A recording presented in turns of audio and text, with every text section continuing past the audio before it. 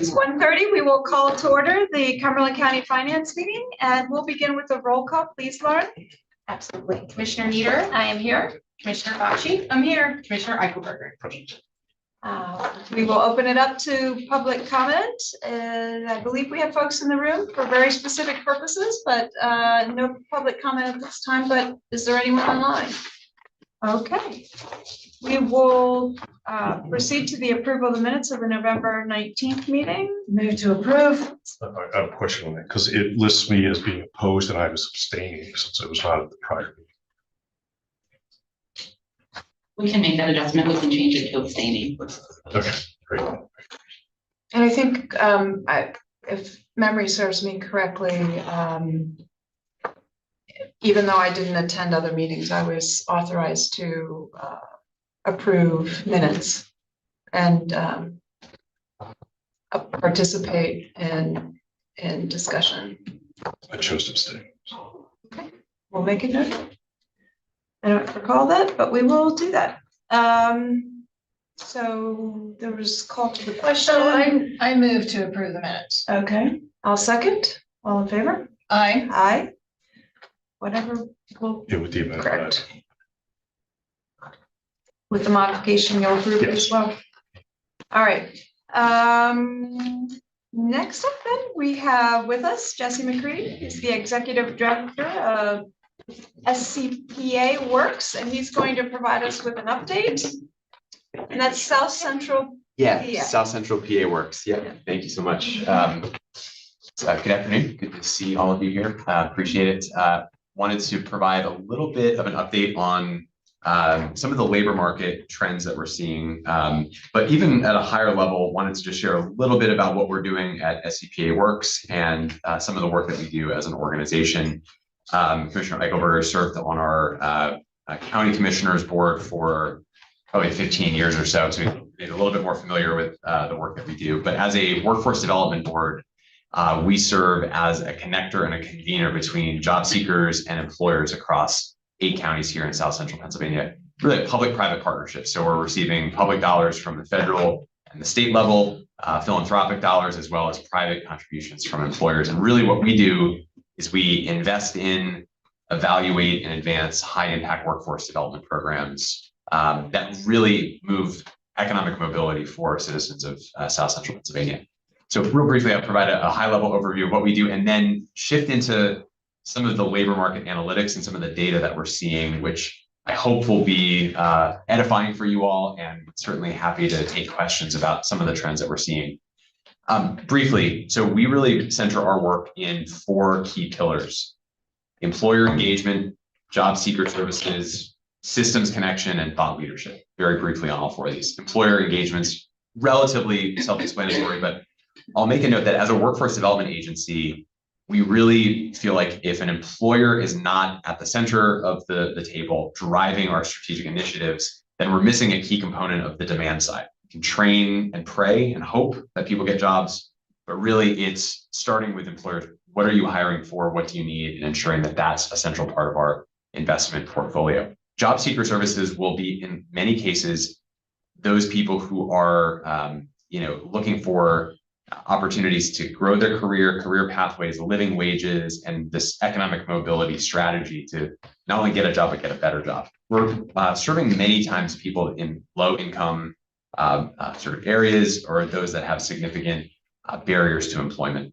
Systems connection, a lot of the work that we're doing is with community-based organizations, including education and economic development, CADIC, CREDIC, those other organizations, and really to build a network of partners that are really driving this work. And a lot of it is the thought leadership, which is what today's going to be, which is what are we seeing in terms of trends across the labor market. Real briefly, 4,200 job seekers that we served this past year. One of the funding streams and one of the ways that we deliver services, although not the only one, is through the PA career link system. So that represents a portion of the people that we're seeing coming into our 8 PA career link centers across the region. A little over 14 million invested and more than 1,200 employees that we've served. These are some of the questions that come up a lot, right? So I'm happy to talk more about some of the program work that we do, but sort of at a macro level, we have this really interesting opportunity to see these 4,200 job seekers and these 1,200 employers. What are the trends? What are the ways that we're seeing the labor market dynamics happen? So some of the questions that come up a lot are, what are the trends? What are the most in-demand jobs and skills that we're seeing? We have access to tens of thousands of job posts in real time, and we can analyze that to say, what do the job posts look like? What are the advertised wages or salaries? And what are we seeing as certifications or credentials that are in demand in the market?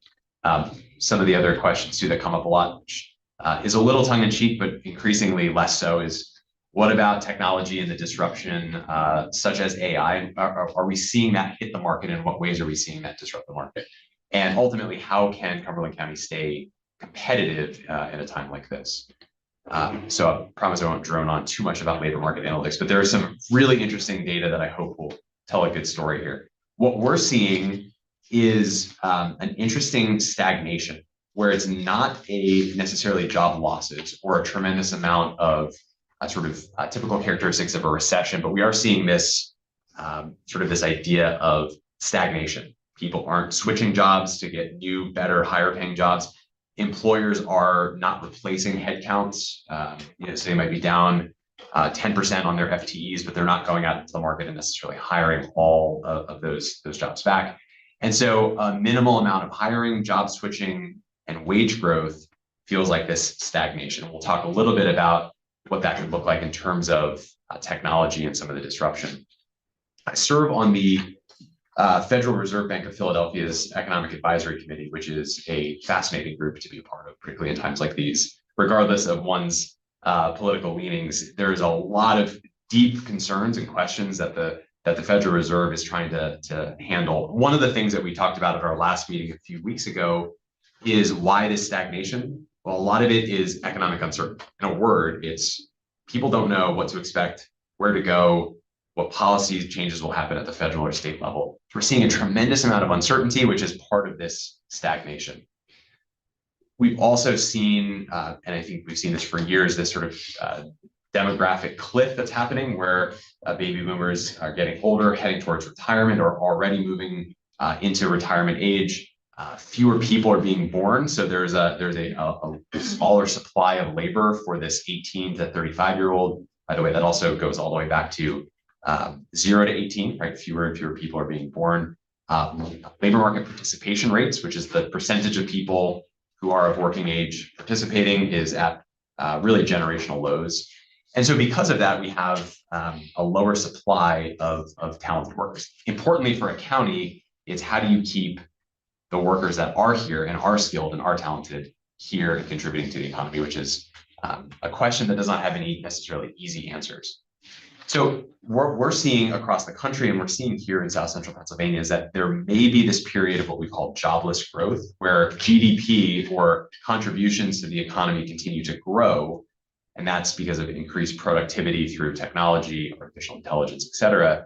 And there may be some short-term or midterm transitional job losses, some jobs not being replaced because of technology, but ultimately the economy growing, but not necessarily one-to-one with adding jobs to it, right? So typically in economic periods of growth, we're seeing job growth and economic growth go in tandem. And what we're seeing is the beginning potentially of that bifurcating a little bit.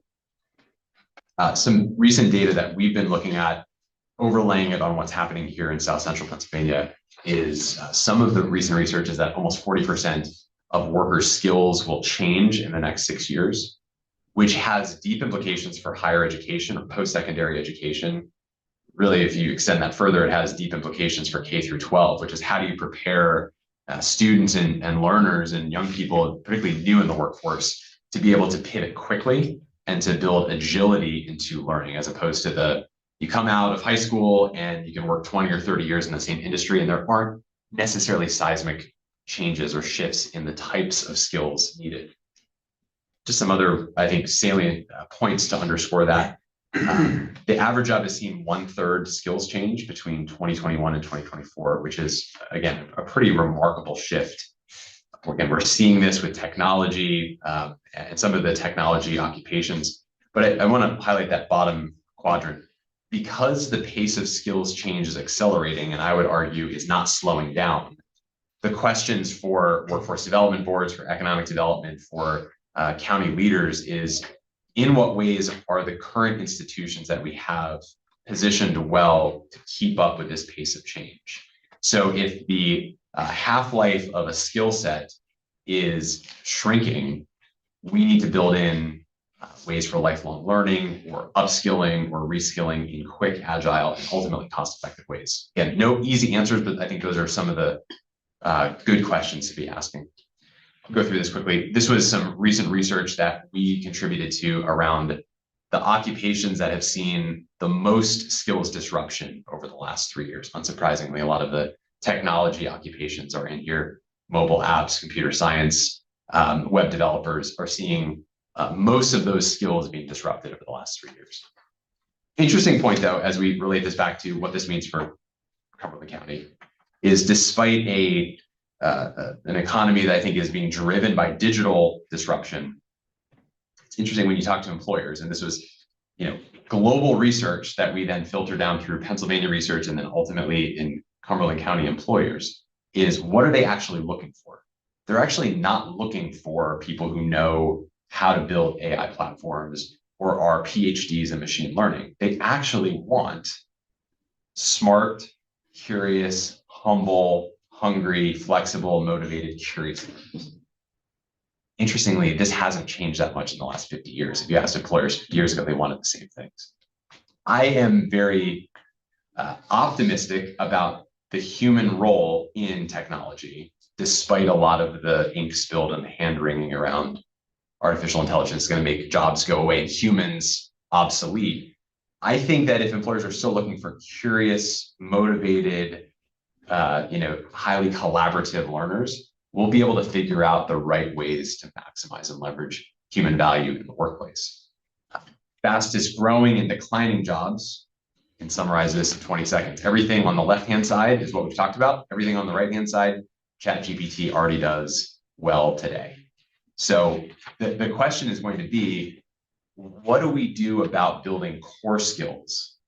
Analytical thinking, curiosity, empathy, active listening. How are we building that in our K-12 system, post-secondary, and ultimately where I come in, our organization comes in, is after K-12 post-secondary, somebody needs a job, they need a refresh in skills. How are we embedding these core skills into everything that we do? So if I were to wave the proverbial magic wand in workforce development investments, it would be in two buckets that is not or, it's and that's durable and digital skills. So in every K-12 program, in every CTE program, in every workforce development program, in what ways are we taking data-driven decisions and embedding durable skills and digital skills and incorporating that into everything that we do? It's hard to hedge bets on what the economy is going to look like or labor market is going to look like in 10 years. But I would argue that we will likely be having in 10 years from now the same conversation of human, emotional, empathetic, curious learners with the rise of AI and machine learning. All right, I'll wrap my comments up here in a moment. So what are the trends here in the labor market here in Cumberland County? We're seeing population projected to grow in some pretty significant ways. Hard to exactly predict what that is, somewhere between 7 and 10% over the next 5 to 10 years. Jobs are projected to grow by almost 6%. Interestingly, 68,000 across our region, this is not just Cumberland County, but our region, have some college and no degree. And I think it's an interesting demographic to think about this idea of lifelong learning, upskilling, and reskilling, which would be you started in college, there was some reason that you did not finish, could have either been opportunities to grow in your career, cost, debt, et cetera. But I would be interested to sort of explore more about what this some college, no degree would look like in terms of upskilling and reskilling in a changing economy. A lot of folks retiring soon, but we're seeing 16% fewer post-secondary graduates across the region. We pulled this from the most recent labor market data that we had of around 18,000 unique job posts. And one of the trends that I saw in pulling this PowerPoint together was the wage trends, which went up significantly in 2021 through 2024, have actually started to decrease. So if you look at that somewhere around a year ago, the top of that mountain down to where we are now, we're seeing about a 15% decline in advertised wage growth, right? So 15% decline means you're seeing fewer employers having to bid up wages in order to get the talent they're looking for. Nursing, truck driving, special ed teachers, physicians, retail sales associate, warehouse workers, those are all some of the top jobs that we're seeing across our region in terms of demand. Last slide here for us is future of work in sort of 4 key areas. Just brief thoughts around this. Healthcare continues to be the fastest growing, one of the largest sectors across our whole region. I use region to I think underscore you're seeing labor movement in between York and Cumberland, Dothan and Cumberland, right? So thinking about this as a region, I think is critical. Employers and people are obviously not bound by county lines, but certainly healthcare growing here, burnout and turnover continues to be a huge issue that we're seeing. Ultimately, that's a quality of care issue when you see a lot of CNAs and nurses leave. Manufacturing, I think we're keeping a close eye on reshoring and some of the manufacturing jobs that are sort of up for grabs with a lot of the discussions at the macro level around tariffs and sort of bringing manufacturing back to America. Ultimately, automation is inevitable, but I think that this is ultimately going to mean manufacturing jobs in South Central Pennsylvania will need a higher skill set, a higher skill level in order to keep pace with the things being made here. IT and STEM jobs, one of the things that we note a lot is that a lot of companies don't fall into that IT category, but almost all companies are scaling up their technology presence. And so thinking about how do we grow this sort of segment of skilled workers that are tech savvy. We actually have fewer IT and tech jobs here than your average. The region our size, you'd expect to have almost 30% more tech workers than we currently do, right? So we are under indexed on IT jobs and tech jobs. So I think it's an interesting observation. There's potential future growth for sure. And then finally, transportation, warehousing. What would a conversation be without what do we do with the warehousing distribution centers and some of the big box centers? I think disruption is coming for sure. I think it already is here. And likely we're going to see millions of square foot warehouses, but much more automation and robotics. And so I think the question is, how does our region handle that with sort of a tech-infused supply chain 2.0 that is actually less pickers and packers and more people and workers that are able to keep up with changing technology. So wanted to share a little bit of high-level overview. Hopefully this is some edifying information. Happy to take any questions.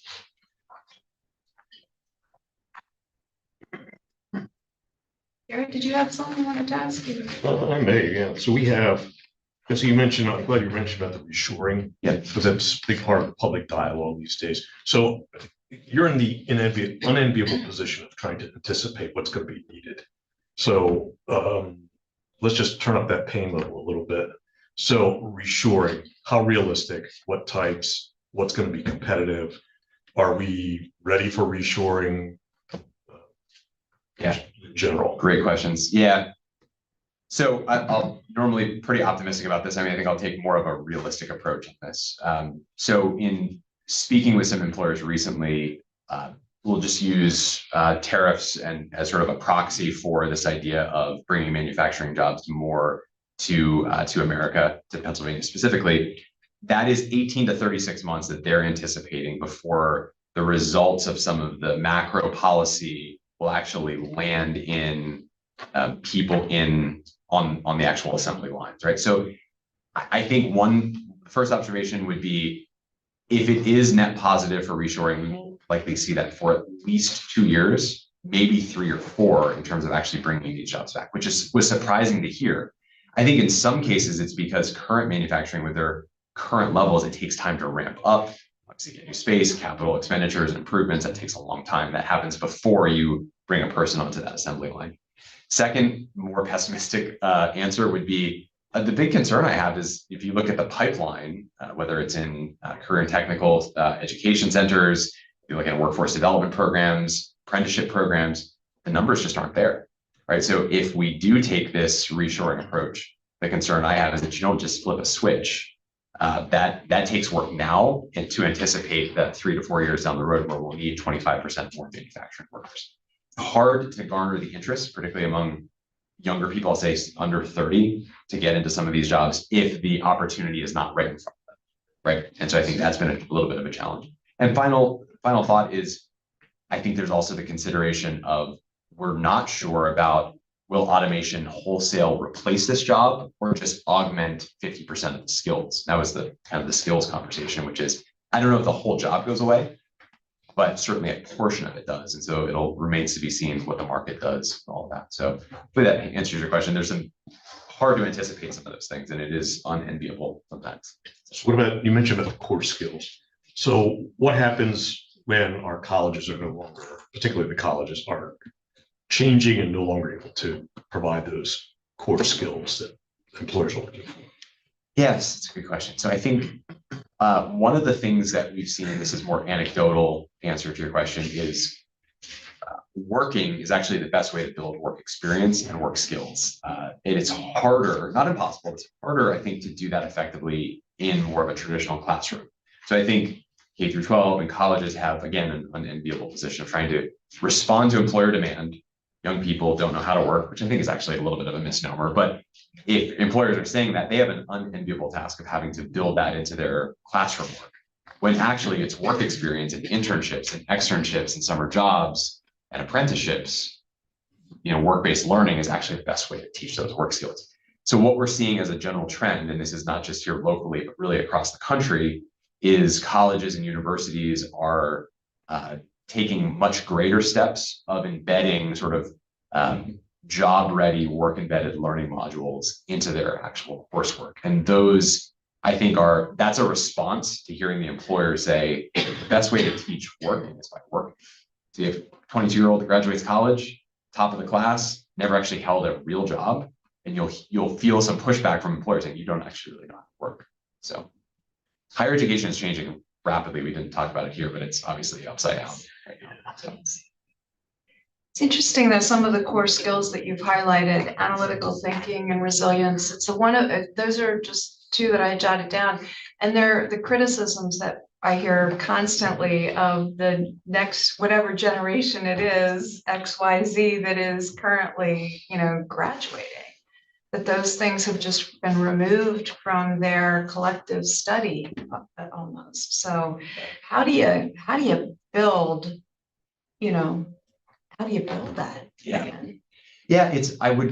one of the things that we think about a lot is for the experts who are in instructional design, I would love to pick their brains more about how do you teach resilience? Because resilience is a tough one, right? And we operate in a world with proxies, right? Where it's hard to necessarily build a course for a sixth grader to say, you're going to take a course on resilience and be a more resilient person. I'm sure people who are, experts in teaching and instructional design can do that. We think about it from proxies, which is what's a way to build resilience indirectly. So an example would be out of those 600 youth that we served in last year's summer youth program, we incorporated entrepreneurship in everything that we did. I think entrepreneurship is an imperfect but a helpful way to build resilience, which is thinking about starting your own business, innovation. The market's going to weed out the good from the bad. Those are the types of things that we are trying to do, which is how do we build some of that, think for yourself, work for yourself, kind of building that toughness and that grit. So imperfect, I don't think that's the full picture of resilience, but it's an example of how we're trying to take some of this data and embed entrepreneurial skills into everything we're doing. I think it's a great question because it's a whole society that is really, I think, needs to build resilience as a whole, and it's not an easy thing to do. So. I feel like sports used to be the way that kids built resilience so much, and now, sure. Yes. It's a good point. We have 4 young kids, and the 3 older ones are in sports. And I tell my wife all the time, this might be the best way for an 8-year-old and a 6-year-old to fail publicly. Is strike out with the bases loaded and then see how you respond. Right? I know. Yeah. And And your comments on upskilling and reskilling, like, I feel like that's been a perpetual conversation. I've not really been engaged in workforce development very long. So even going back like 20 years, or I know it was a topic in banking, how do you upskill and reskill people in a changing environment? So is there any secret to getting that? I know that there's been, the technical schools seem to be doing quite well. Colleges that incorporate technical training or even VOTEX are oversubscribed in at least Cumberland, Perry district. So how do you do that? Yeah, I think it's a good question. So when we think about reskilling and upskilling, I think there would be two different variables that I would look at. One is, are employers driving this? Are they valuing whatever credential or whatever certificate or whatever end result is? Meaning there's two resumes in front of them, and person A has the credential, person B doesn't, and that's the deciding factor. So a lot of times what happens is when, and workforce development boards are as guilty of this as anyone, we have a certificate, it's flashy, it's bright, it's shiny, but no one actually values it from the employer side. So number one would be, if we're talking about upskilling and reskilling, is this a validated and valued credential by an employer? And the second one would be throughput, right? Like, how quickly can we get people through in agile ways? So it would be, if this is an upskilling that's 4 years of a degree, no one wants it. The learner doesn't want to do it. No one wants to take on that cost. An employer can't wait 4 years. So it's how quickly can we get that value add? Is it 4 weeks? What would that look like? And I think what we're going to see is more of a corporate-driven reskilling and upskilling, because it's going to be the big tech companies of the world, right? Amazon says we need these skills for our workers tomorrow. We're going to create the program so 4 weeks from now they have everything they need to win in the market. I think that's actually the future, instead of, unfortunately, more of your traditional, say, higher education network, because it's just going to take too long. Thank you. We see it here at the county as our workforce is changing. Some of the challenges that we're going to have, and the stagnant work environment, or just employment environment, I should say. We're blessed in Cumberland County to have the growth opportunities. So interesting to see how things shake out for us. Yeah, it will. When I think about across Pennsylvania, this is a very great place to be in terms of economic growth and opportunity. So some of the challenges that we're having here about how do we manage that growth, or how do we supply the workers for that growth, is different than other parts of the state that are not growing economically. So it has its own challenges, but we are blessed to have the opportunity to sort of tackle some of these challenges. If we can be helpful, we talked a lot about, and that back to those 4 strategic pillars, the thought leadership of like what we're seeing in the market. If we can be helpful at all in providing answers or data or information, please let me know. My contact information is here, and love to share more about even some of the personal stories of some of these thousands of people that we've helped find jobs in the last year. So, Jesse, the only other question I would ask is there a lag in your data? Because, I just read recently here in Cumberland County, we had 2 trucking companies announce layoffs, and but yet trucking is still coming up as a high demand. So I'm hoping those individuals get another opportunity. But yeah, are you seeing that? Yeah, it's a great question. So the data that we have, and there's different kinds of lies, and statistics can be one of the most insidious types of lies, right? But the data that we have is supposedly real time, in the sense where it's scraping job posts from across all job boards, like as of today. So it gives an interesting, again, proxy of what's happening. For that in particular, I think what we saw is those truck drivers are then snapped up by other companies that are growing, right? So, and we saw this with tech talent maybe 3 years ago, that hoarding of talent where people were just hiring 15% more than they actually needed, just so that their competitor wouldn't get it. So I think there's this idea of maybe we don't need CDL drivers today, but we likely will next month. So let's just hire them, right? So I think that was some of the noise in the data that we saw there. Yeah. Thank you. Thanks for the opportunity to share. Really appreciate it. No, thank you for coming in. Thanks, Jesse. It's always great to hear. Hope your funding is okay through the federal. It's been a wild ride.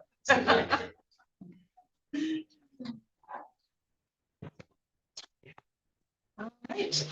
Next up, we have a discussion and possible approval of a resolution regarding a TEFRA issuing a certificate of approval for a project undertaken by Jones Harvesting, and we have Jonathan Cox with us, and I think he's going to take the next two items on the agenda. Right.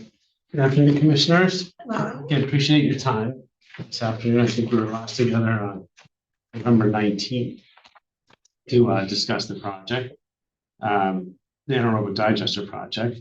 The Cumberland County IDA met on the following Friday, the 21st, and did approve the borrowing resolution for the project.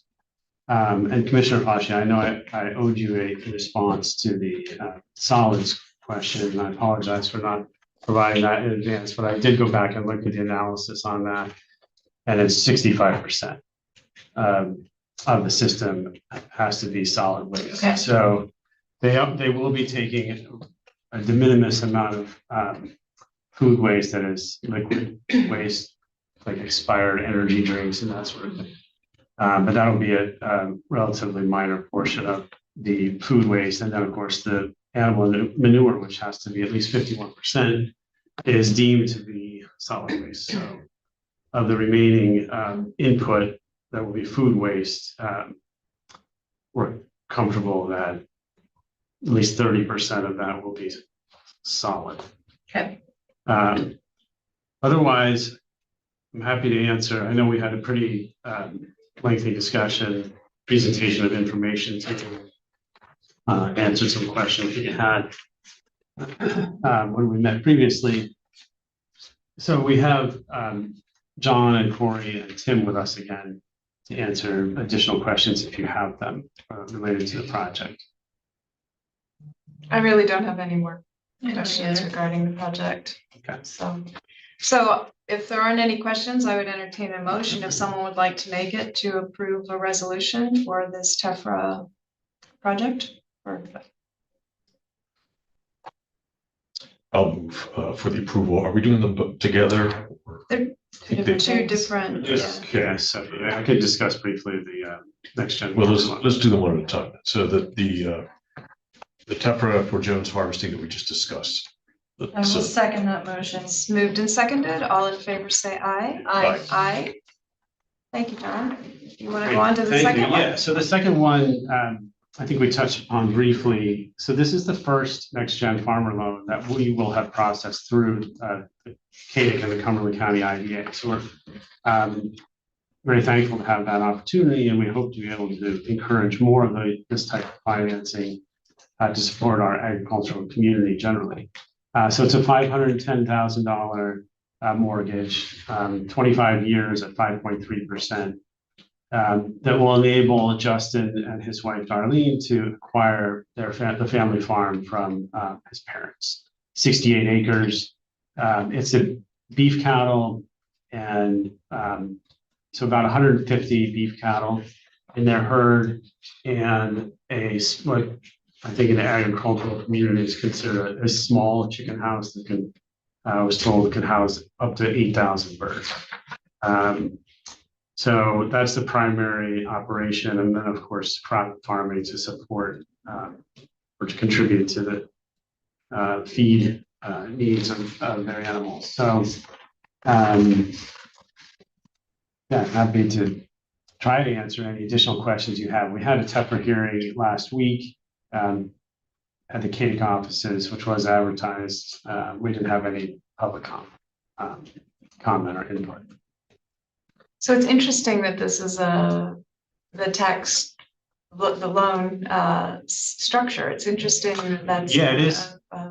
Product. And I know that Commissioner Fashi had asked about, why are we being asked to do this? And the answer is, to the best of my ability, is before 1982, if you brought a transaction through an industrial development authority, it could be done on a tax basis because the obligation was being issued by a municipal entity.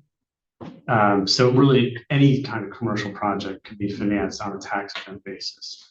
So the whole point of the 1982 TEPA regulations was to at least require elected official approval of projects to be, to provide an opportunity to weigh in on those projects as to whether it made sense for them to benefit from tax declining. So that was that's since been narrowed to very specific private projects. So small issue manufacturing bonds or small issue bonds are allowed to be issued for manufacturers and for next-gen farmer loans. The only two categories that remain. And again, it's just Congress, I think, continues to believes that those remain really essential to our economy and create public benefit in and of themselves. So in terms of employment and land use. That's exciting. I'm happy to see us being able to be part of it. Was the Knoll project approved by the FDA or by the IDA? Yes. Okay. Yeah, that one They was moved it. approved at the original Okay. November meeting. Thank you. Yep. All right. Any other questions of John, or would someone like to make a motion? I move approval. I will second. It's moved and seconded. All in favor, say aye. Aye. Aye. Thank you. Very good. Thank you so much. Appreciate your time again. And just whenever you have a chance to sign those resolutions and the exhibits, the certificate of approval that's attached them as exhibits, if you can sign those. Because we need to file that with DCAD and the Department of Agriculture in the case of the next gen farmer loan request volume cap. And anyways, the sooner we can get those, the better. Thank you. Okay, thank you. Stacy, what's our timeline? I think we can probably right after the meeting. Okay. Everything's Yeah, signed just and a then scan scan and email over. will be fine. Okay, Perfect. perfect. Is there any other business to come before the board at this time? No, I move to adjourn. Okay, we are adjourned. Very good. Thank you.